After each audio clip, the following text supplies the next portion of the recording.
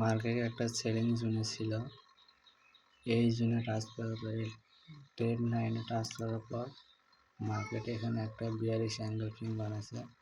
ফির মার্কেট দ্বিতীয় bearish angle ফিংয়ে আমাদের এন্ট্রির কথা বলছিল, কিন্তু মার্কেট ডাইরেক্ট বহুত বড় ফলন করছে। এই ক্ষেত্রে আমাদের এন্ট্রি হবে এই যে প্রথম বিয়ারিশ অ্যাঙ্গেল ফিংয়ের পর যে রিটেস্টিংয়ে যে একটা গ্রিন ক্যান্ডেল তৈরি হয়, ওই গ্রিন ক্যান্ডেল বরাবর আমাদের এন্ট্রি হবে। আমরা এখান থেকে এন্ট্রি নিতে হবে।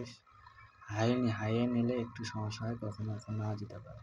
তো গ্রিন ক্যান্ডেলের বডি বরাবর নিলে পারফেক্ট হয়। তো আমাদের এন্ট্রিটা হবে এখানে যতটুকু নিলে আমাদের টার্গেট রাখতে হবে, যতটুকু এই প্রিভিয়াস টপ যেহেতু উইক ছাড়ে, যেহেতু এই উইকটা অনেক বড় হয়ে গেছে, অত বড় না নিলেও চলে, তারপরেও আমি বলবো উইক পর্যন্ত নেওয়ার কথা। এরপরে আসি দ্বিতীয় সেলিংয়ে। এরপরে মার্কেট আমার নিয়ম অনুসারে আবার একটা সেলিং বানাইছে। মার্কেটে ট্রেন্ড লাইনে টাচ করার পর প্রথম সেলিং, তারপরে টেস্টিংয়ে দ্বিতীয় সেলিং। আমরা নর্মালি এখান থেকে এন্ট্রি নিয়ে লো পর্যন্ত টার্গেট রাখি, কিন্তু এখানে আমাদের স্টপ লস রান করছে। এরপরে মার্কেট এই জন্য না লিকুইডিটি না নেওয়া পর্যন্ত আমাদের সেলিং করা একটু মুশকিল, কিন্তু তারপরেও মার্কেট দেখা যাচ্ছে এখান থেকে আমাদের কোনো কনফার্মেশন ছাড়াই মার্কেট বহুত বড় একটা ফলন আসছে। তো এই ক্ষেত্রে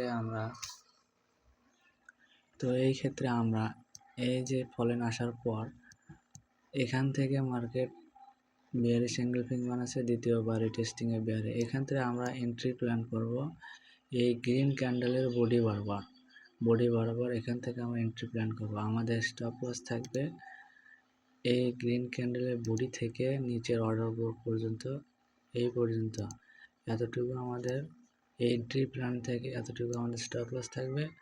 আমাদের টিপি থাকবে হলো 1:1, 1:1.5 অথবা 1:2 অথবা 1:3, এই পর্যন্ত আমরা রাখতে পারি। তো এরপরে যদি মার্কেট বিনা হাই ব্রেক না করে মার্কেট নিচে ব্রেক ডাউন দিয়ে দেয়, তখন আস্তে আস্তে মার্কেট ধীরে ধীরে নিচে আসতে থাকে।